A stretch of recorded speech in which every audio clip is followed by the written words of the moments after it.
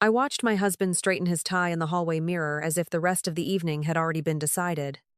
Then he looked at my navy dress, laughed under his breath, and asked whether I was honestly planning to wear that.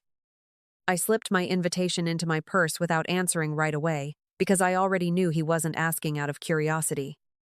When I finally said, "I have somewhere to be tonight," Logan smiled the same way he smiled at sales meetings. Patient, confident, completely certain he was about to win the conversation. "Erica, this isn't one of your volunteer events," he said. "Tonight is different. The people in that ballroom actually matter." Vanessa Ellis stepped inside before I could reply, elegant in a black evening gown, carrying herself with the relaxed confidence of someone who believed she belonged exactly where she was headed.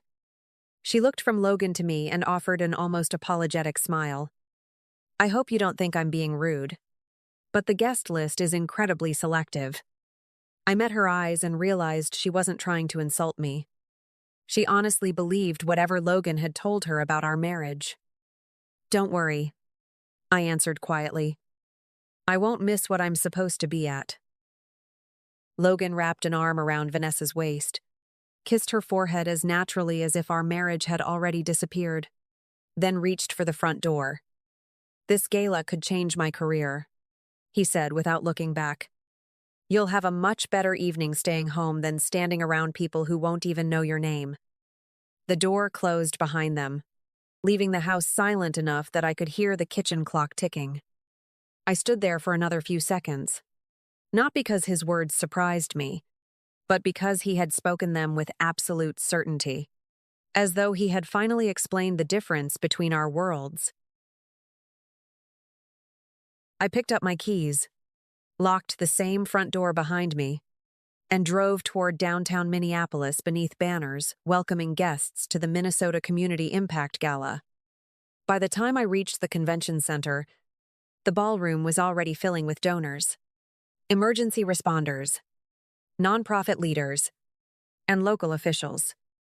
Through the glass entrance, I spotted Logan laughing beside Vanessa, confidently shaking hands with people he hoped would remember him. He never noticed the enormous screen above the ballroom entrance displaying the opening line of the evening's program. "Tonight, we honor the civilian leader behind the largest volunteer search network in Minnesota." He smiled at the words, convinced they were about someone else. The words glowing across the ballroom screen pulled me back years before I ever parked outside that convention center. Most people heard the phrase volunteer search network and pictured neighborhood flyers taped to telephone poles or a handful of people walking through the woods for an afternoon. The work I knew looked nothing like that. It usually began with a phone ringing long before sunrise, followed by families who had stopped sleeping, local agencies already stretched thin, and hundreds of strangers willing to help if someone could organize them before hope disappeared. I never carried a badge, never introduced myself as law enforcement, and never pretended to be the person who solved a case. My responsibility was making sure the right volunteers reached the right places. Public information stayed accurate, and every family had one person they could call without explaining their story from the beginning each time. Some searches lasted a single day, while others quietly stretched into weeks. But every operation depended on ordinary people trusting one another enough to keep showing up after the television cameras had already left. The back seat of my SUV still held the fluorescent safety vest from our most recent deployment, folded beside a pair of hiking boots streaked with dried mud that I still hadn't cleaned. Logan had walked past both of them every morning for nearly a week without asking where they came from or why they were still there. He simply stepped around them on his way to work, the same way he stepped around so many pieces of my life that never seemed important enough to notice. I stopped expecting questions a long time ago because answering questions no one asked only made the silence feel heavier. Whenever friends mentioned my job over dinner, Logan usually smiled politely before changing the subject to quarterly sales numbers or new clients. If someone asked whether the work was difficult, he would laugh softly and say, "Erica has a much bigger heart than I do," as though kindness explained everything and logistics, planning, and responsibility had nothing to do with it. Nobody ever challenged him because they assumed he understood my work better than they did. The truth was much simpler. He had spent years living beside it without ever looking closely enough to see it. As I crossed the lobby toward the entrance reserved for the evening's honorees, I realized nothing about my life had changed in the last hour except one thing. For the first time, Logan had unknowingly walked into a room filled with people who already understood what my work meant long before he ever would. Inside the ballroom, Logan moved from one conversation to the next with the confidence of someone who believed every handshake could become an opportunity. Vanessa stayed comfortably at his side, listening while he spoke about regional growth, new partnerships, and the kind of future he planned to build if the right people remembered his name after tonight. From the hallway outside, I could already hear the rising hum of hundreds of conversations blending into a single warm noise. The unmistakable sound of a room filled with people who had worked together through difficult years and were finally meeting again under brighter circumstances. I waited in the reception corridor while volunteers checked the final seating list. And every few minutes, someone passing through paused just long enough to smile and ask, "Has everyone arrived yet?" Or, "We're glad you made it." Inside the ballroom, Logan heard a different question repeating from table to table. More than one guest casually asked whether Erica had arrived. And every time he answered with a polite shrug because he assumed they were talking about another donor or someone from the organizing committee. Vanessa eventually tilted her head and whispered, "I've heard your wife's name 3 times already." "Is there another Erica here?" Logan laughed lightly. "Probably. It's a common name." The conversations kept moving, but the same question continued surfacing from completely different groups. One county sheriff greeted another across the room and asked if Erica was running late. A nonprofit director checked with a volunteer coordinator and wondered whether Erica had made it through traffic. Neither exchange lingered long enough to attract attention. Yet Vanessa noticed something Logan didn't. Every person who mentioned my name did it with quiet familiarity, the kind people reserve for someone they already respect rather than someone they hope to impress. I remained behind the ballroom doors, reviewing nothing more complicated than the order of the evening while trying to steady my breathing. My phone stayed silent. My notes remained folded inside my purse. And for the first time all day, I realized there was nothing left to prepare. Beyond those doors, Logan was still convinced he understood exactly what kind of room he had entered. Beyond those same doors, dozens of people were waiting for someone he had lived beside for years without ever truly seeing. The ballroom lights softened as the final conversations faded, and the host stepped onto the stage with nothing but a small envelope in his hand. He thanked the organizations that had supported communities across Minnesota before his tone grew quieter.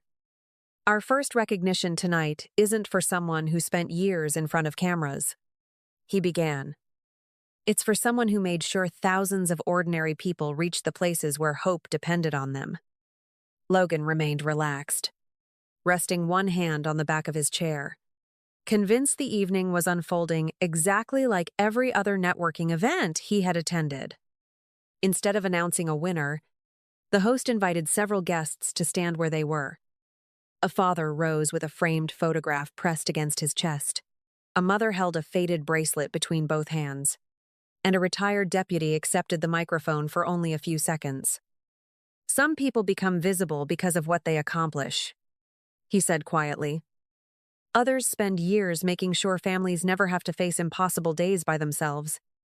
The ballroom stayed silent because no one wanted to interrupt memories that belonged to real people rather than an awards ceremony. The father drew a steady breath before speaking again. The first calm voice we heard belonged to Erica. "She never promised we'd have every answer. She promised we'd never search alone." The retired deputy nodded once and added, "I've worked with a lot of professionals. I've rarely met anyone who could organize strangers into a team the way she could." Around the room, I saw familiar faces lowering their eyes for a moment before looking back toward the stage, and I realized they were remembering the same long nights I had never talked about at home. The host finally opened the envelope and smiled toward the entrance. Please welcome this year's Community Impact honoree, Erica Caldwell. Logan turned automatically, still expecting another unfamiliar guest to appear, and the expression on his face changed the instant I walked into the ballroom. Before I had taken more than a few steps, people throughout the room stood together without being asked. Volunteer coordinators, sheriff's deputies, nonprofit directors, emergency responders, and families I had worked beside over the years applauded with quiet warmth instead of celebration. Several smiled through tears. Others reached out as I passed, and every greeting reminded me of places where we had searched side by side long before tonight. Logan never looked away from me, while Vanessa slowly scanned the people standing around her and realized they all knew exactly who I was. When I reached the stage and turned toward the audience, our eyes met across the ballroom, and for the first time since the beginning of our marriage, my husband was looking at a life he had never bothered to understand. The applause followed me off the stage, but the room changed before I reached the first table. Logan tried to recover by stepping toward a group of donors he had been speaking with earlier, wearing the same confident smile he had brought through the front doors. One of them shook his hand, listened for less than a minute, then glanced toward me and said, "We should probably revisit our conversation another time." The others offered polite nods and moved toward the reception line without giving Logan the opening he expected. He tried again near the center of the ballroom, introducing Vanessa to two nonprofit directors who had seemed interested in his company before the ceremony. This time the exchange ended even faster. One woman looked directly at him and asked, "You didn't know what your wife did?" Logan gave a strained laugh and answered, "Erica never talks about work at home." The woman held his gaze for a second, then replied, "That doesn't explain why you spoke about it the way you did tonight." I heard none of those conversations directly, but I saw their shape from across the room. Shoulders turned away, hands folded, smiles shortened, and people who had welcomed Logan earlier suddenly found reasons to join someone else. No one raised a voice or asked security to remove him. The distance forming around him was quieter than punishment, but it was immediate, and he understood exactly what it meant. A potential client stopped beside him near the refreshment tables and kept the conversation brief. "My team values judgment," the man said. "If you can dismiss the person closest to you without understanding her work, I have to wonder what else you might misread." Logan tried to explain that our marriage was complicated, but the man stepped back before the sentence was finished. "Your marriage isn't my concern. Your judgment is." Vanessa stood beside him through the first few refusals, but her expression shifted each time someone mentioned me with respect.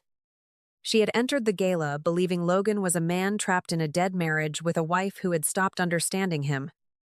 Now she was watching people step away because they had heard how easily he dismissed the woman standing at the center of the evening. He kept adjusting his cufflinks, searching for another opening, but every conversation ended before he could rebuild the version of himself he had sold. Logan had wanted the room to remember his name, and by the end of the reception, they did. Just not for the reason he had planned. The reception was beginning to thin when Vanessa quietly found me near the side hallway, away from the clusters of guests still talking about the evening. She stopped a few feet away instead of pretending we were friends, folded her hands together, and took a slow breath before speaking. "I owe you an apology," she said. "Everything Logan told me about your marriage made me believe I wasn't walking into someone else's life. I believed he was already leaving." I looked at her for a long moment, searching for anger that simply wasn't there anymore. I asked him more than once why he hadn't finalized the divorce. She continued, her voice steady despite the embarrassment written across her face. "There was always another explanation, another delay, another promise that everything would be settled soon." She lowered her eyes for a moment before meeting mine again. "If I had known the truth, I would never have come here with him tonight." I answered honestly because there was nothing left to gain by pretending otherwise. "I believe you." Vanessa nodded once, almost relieved that I hadn't argued with her. That doesn't excuse my part in this, she admitted. I should have asked harder questions instead of accepting easy answers. I watched her straighten the strap of her evening bag before she looked toward the ballroom where Logan was still trying to hold conversations that kept slipping away from him. Whatever happens after tonight, she said quietly, it won't include me. She crossed the ballroom without looking back, stopping only long enough to speak to Logan where he stood beside the refreshment tables. I couldn't hear every word, but I saw his expression change from confusion to disbelief as she gently shook her head. He reached for her arm. She stepped back before he could touch her. And after saying one final sentence, she turned toward the exit alone. Logan remained exactly where she left him, staring after her while guests continued moving around him as though he had suddenly become part of the furniture. For the first time that evening, Logan looked completely uncertain about what to do next. The confidence that had carried him through the front doors had disappeared, replaced by the realization that every version of the story he had told was falling apart at the same time. I didn't walk toward him, and he didn't approach me. We remained on opposite sides of the ballroom, separated by nothing more than a few yards of polished floor and years of conversations that had never really happened between us. The week after the gala unfolded much more quietly than anyone outside that ballroom would have expected. There were no dramatic headlines and no public arguments waiting to be shared online. Instead, the people who had witnessed that evening carried their own impressions into offices, meetings, and private conversations.